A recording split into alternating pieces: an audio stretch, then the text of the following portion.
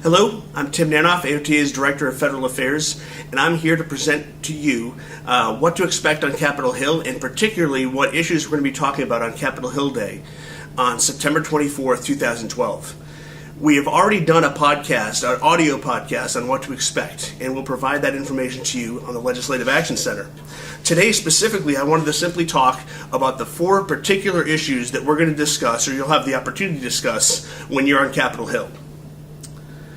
Typically, a visit lasts about 10 to 20 minutes, and you will have the opportunity to share two to three different issues. It's always important to talk about occupational therapy. What the most important aspect you can share is why you're choosing to become an occupational therapist or an occupational therapy assistant, and what occupational therapy means to the clients you serve. We provide a handout for you called Occupational Therapy, part of the healthcare solution. It'll be in your packet that you'll have. When you arrive at Hill Day, you're going to receive a packet. We're going to go through this briefing, a combination briefing of what to expect as well as the issues. But we want to provide this information to you ahead of time so that you have the opportunity to ingrain some of it in your thinking about how you're going to present yourself at Capitol Hill. The four issues we're going to discuss this year are: 1, the Medicare Therapy Cap; 2, AOTA's Home Health Initiative in Medicare; 3, mental health and occupational therapy, a particular legislative issue that we have moving forward; and then finally we want to discuss the issue of sequestration, and I will get into details on each of these momentarily. Let's start with the therapy cap. This is something that many members of Congress are familiar with because they've been dealing with it since 1997.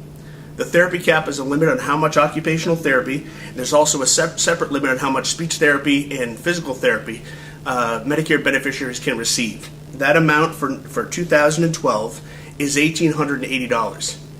If the cap is in place, which it will be on January 1, 2013, Medicare beneficiaries are limited to that specific amount of therapy. After that, they have to pay out of pocket, or they have to go to a hospital setting to receive their care.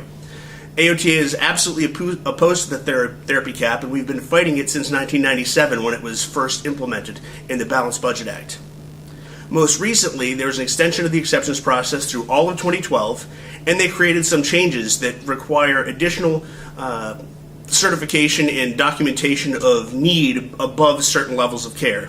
AOTA is happy with the continuation of that plan, and we are urging Congress to extend the exceptions process to the therapy cap for all of 2013.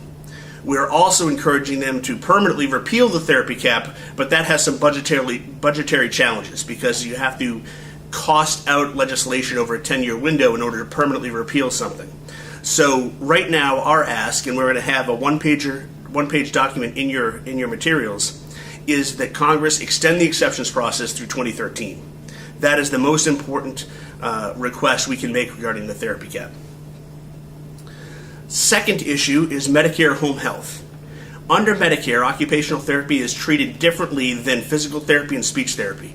It's the only post-acute setting where OT is treated separately than PT and speech, and we think that's very problematic for the profession and the people we care for.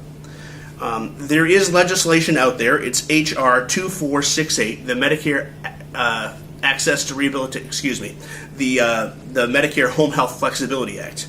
That's H.R. 2468. It is bipartisan. It's introduced in the House, and we are trying to get co-sponsors for that legislation. It would allow occupational therapists to open and conduct the initial assessment on Medicare home health cases. This is very important because it allows for the home health agencies to use the most clinically appropriate therapists to treat their patients, and it improves access to occupational therapy. That is very important legislation for occupational therapy ourselves. No other groups are actively working on this issue, but we do have the support of the American Physical Therapy Association, the American Speech Language Hearing Association, and the National Association of Home Care and Hospice. Every group that's impacted is in support of this legislation. So again, we're going to ask members of Congress to co-sponsor H.R. 2468, the Medicare Home Health Flexibility Act. I do want to give you the therapy cap bill numbers. The Medicare Access to Rehabilitation Act is the legislation that would repeal the therapy cap, and that is H.R. 1546, and in the Senate, S. 893.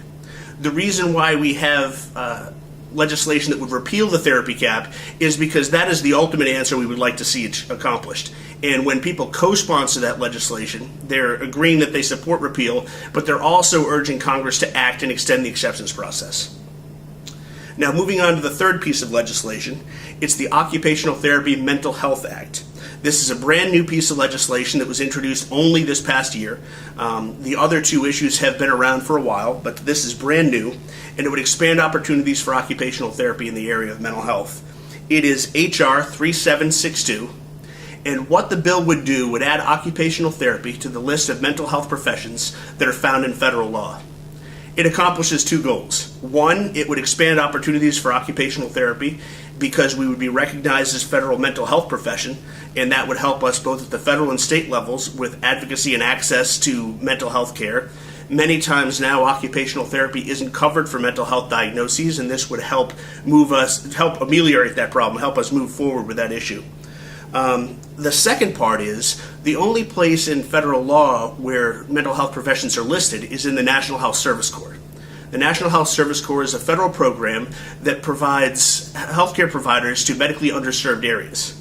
So in order to entice professionals to work in these medically underserved areas, which are usually inner cities or rural areas, is to provide loan forgiveness or scholarships. So if we were to pass this legislation, occupational therapy would be listed as a mental health profession, and occupational therapists would be eligible to compete for National Health Service Corps scholarships and loan forgiveness. It would be an enormous step forward. This has been a priority issue for several of AOTA's past three presidents and even beyond then.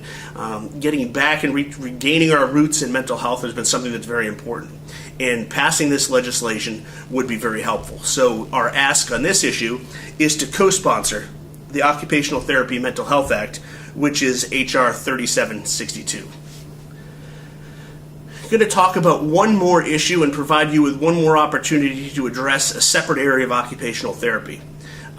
Congress, back when they passed legislation related to the budget about a year ago, and that legislation required across-the-board cuts of up to, I believe it was $1.4 trillion over 10 years.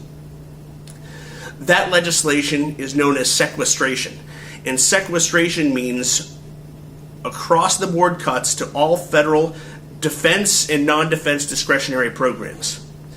So in order to affect the savings that Congress required in the legislation that they passed last year, federal agencies are going to be subject to an 8.4% cut beginning in January 1 of 2013.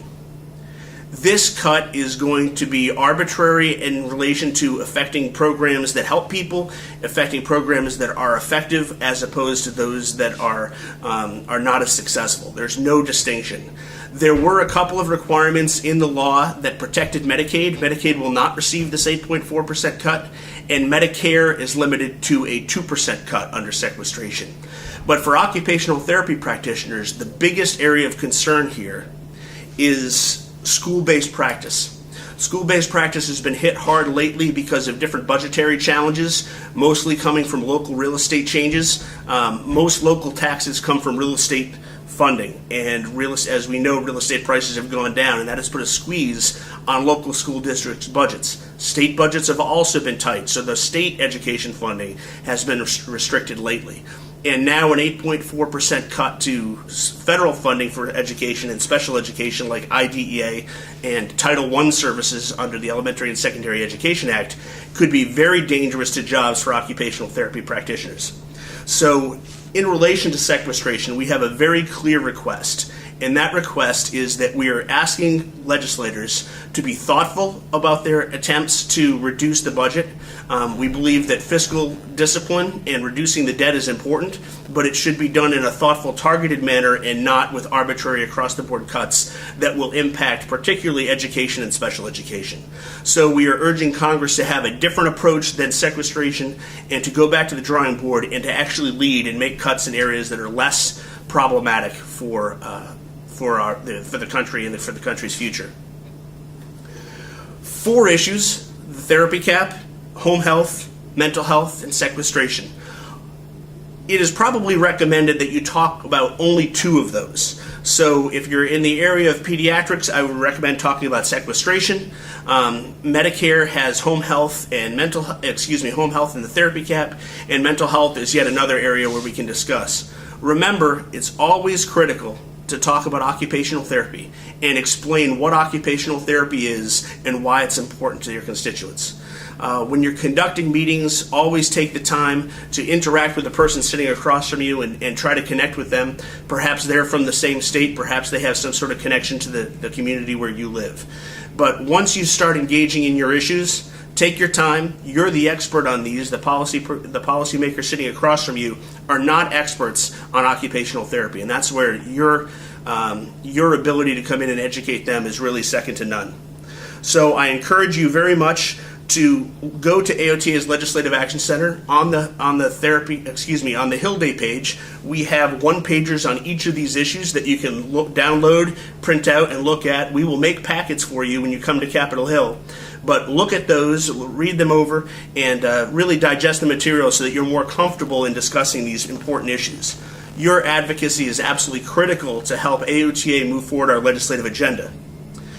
In response to some questions we've had in the past, many of the practitioners who come to Hill Day are first-time students. They've only perhaps been in an occupational therapy program for a few weeks, and we wanted to provide you an increased opportunity to ask questions and to interact with us, the federal affairs staff, before you come to Capitol Hill Day. So on September 11th at 7 p.m., we're going to do a live talk show chat.